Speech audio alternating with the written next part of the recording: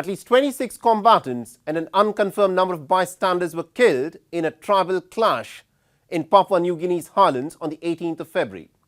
Some police and cabinet officials put the death toll anywhere from 49 to 64, taking into account the fact that bodies are still being recovered.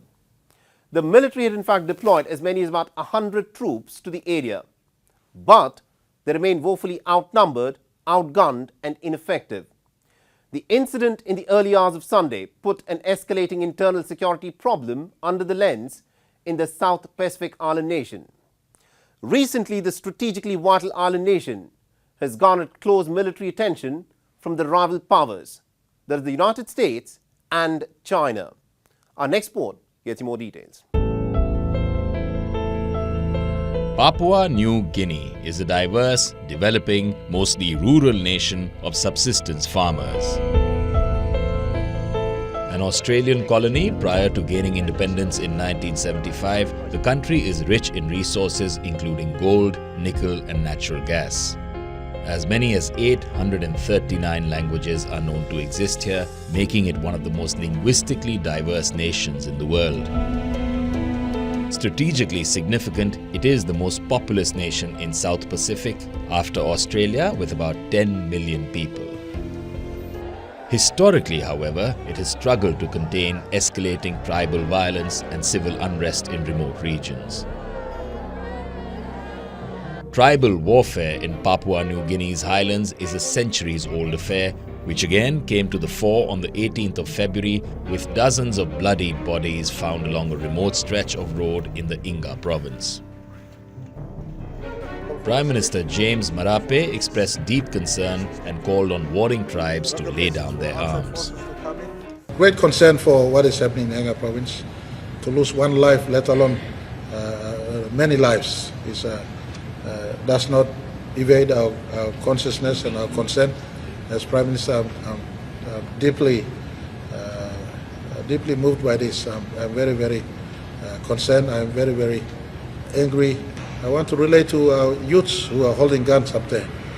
People outside who are sponsoring this will not be there to answer to you when you either die or when you face police and you respond to the rule of law. Reportedly, a tribe, their allies and mercenaries were on their way to attack a neighboring tribe when they were ambushed early Sunday morning. The incident occurred near the village of Wape Namada, which is about 600 kilometers northwest of the capital, Port Moresby.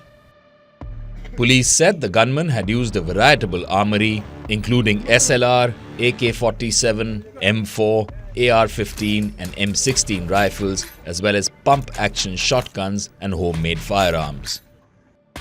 Of late, automatic weapons and an influx of mercenaries have made these clashes between clans a far more deadly affair. How prepared are the police and security officials in Papua New Guinea to tackle these challenges? Government don't take joy in lawlessness. Every moment life is being lost or lawlessness happening in our country, it causes grief to government in the first instance. There'll be a time when police capacity stepped up. At the moment we have 500 personnel trained as we speak. We've already signaled to Bomana training, not to be seasonal training, but training will go on every time. Every time, and when police discipline requires that some go out, new officers come in. Last month as well, on the 10th of January, the island nation had descended into lawlessness amid a festering pay dispute. At least 15 people were killed in riots in the two biggest cities of Port Moresby and Lae as the crowds looted and burned shops. The scale of destruction was unprecedented in the past 50 years, with local newspapers dubbing it as the city's darkest day. Two major incidents in two successive months have highlighted the nation's huge internal security issues. It would be interesting to see how the island nation, located in a strategically significant part of South Pacific, deals with these challenges at a time when it is being courted by the United States, its ally Australia and China seeking closer ties.